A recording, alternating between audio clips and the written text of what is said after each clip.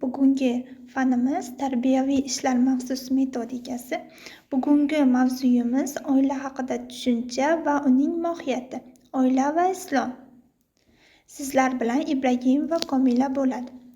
Bu mavzuyimiz yuzasidan 3 rejamiz mavjud. Ya'ni birinchisi oila tushunchasi va uning mohiyati. Ikkinchisi islomda oilaning ijtimoiy va diniy o'rni. Uchinchisi nikohning shariatdagi ahamiyati. Oila nikoh asosida shakllangan er-xotin va ularning farzandlari haqida boshqa yaqinlarining ijtimoiy, iqtisodiy va ma'naviy rishtalari orqali birlashgan asosiy huquqiy va madaniy birlikdir. Oila mehr, hurmat, mas'uliyat, farzandlarni tarbiya qilish, moddiy va ma'naviy qo'llab-quvvatlash va jamiyatdagi boshqalarning o'rnini ta'minlash hisoblanadi. Islomda oila ijtimoiy asos bo'lib, jamiyat barqarorligini ta'minlaydi. Oila diniy madrasadir.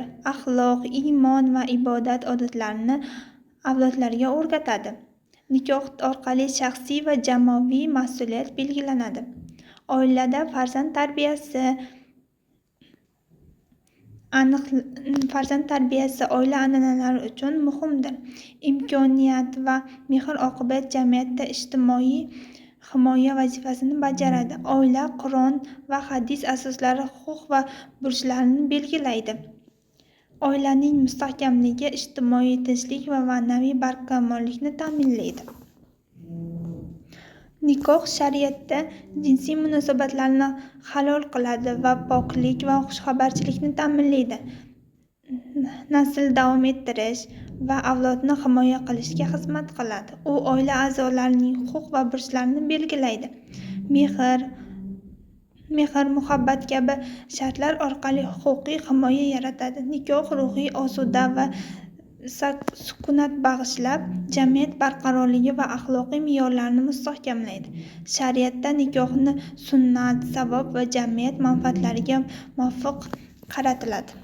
Er va xotinning huquqlari va burchlari. Erning vazifalari nafaqa ta'minlash, oilani himoya qilish, mehribonlik va adolatli yondashish hisoblanadi. Xotinning vazifalari uy-joy boshqaruvi, farzand tarbiyasi, erga hurmat va hamkorlikni ta'minlash hisoblanadi. Ayolning huquqlari mol-mulk ustidan mustaqillik, ta'lim olish, hurmat, xavfsizlik. Erning huquqlari itoat, oilaviy yetakchilik, mas'uliyat hisoblanadi. Nikohda muvozanat va adolat islom prinsiplariga asoslanadi. Ota-ona islomiy oilada tarbiya va ma'naviy yetakchilik uchun asosiy javobgardir. Model bo'lish orqali axloq va ibodatni namoyish etish, Qur'on va sunnat asosida diniy sabr bilan tarbiya qilish hisoblanadi farzandlarini.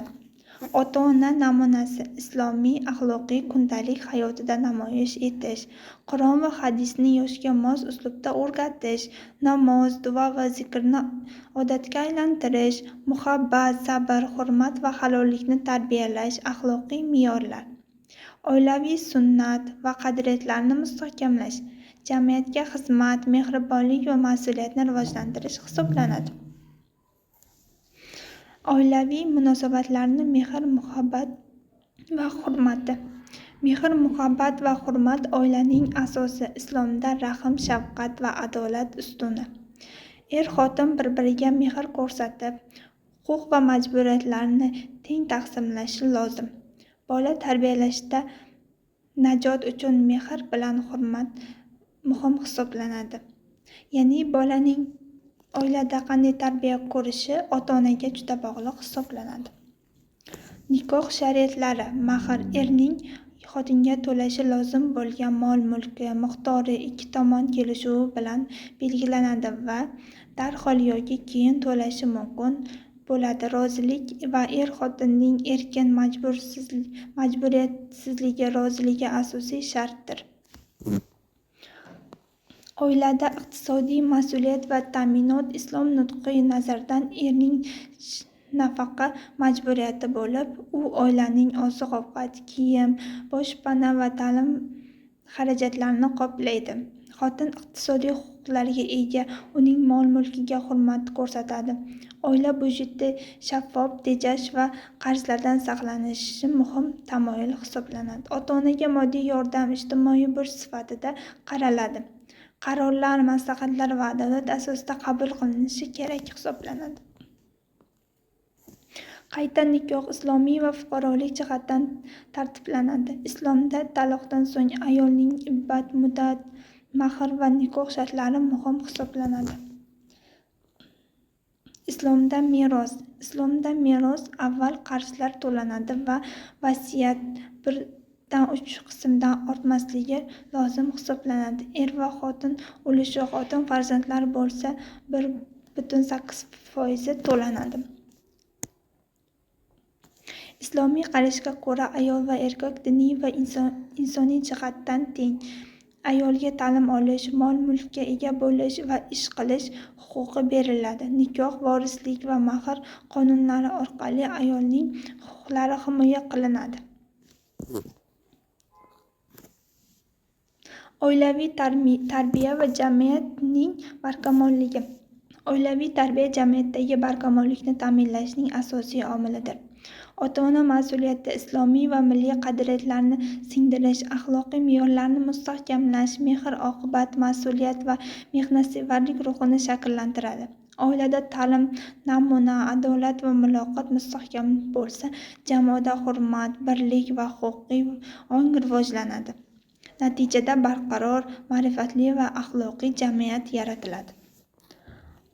Oilaviy marosimlarda nikoh islomiy shariatlarga binoan tuziladi.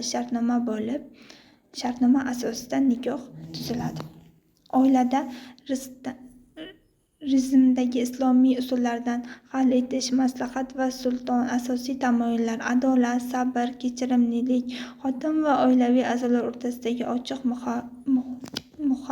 ochiq suhbat olib boriladi. Qur'on va hadis asosida maslahatlar berib boriladi. Maslahatlarni hal etishda huquqiy va axloqiy qoidalarga qo'llash lozim hisoblanadi.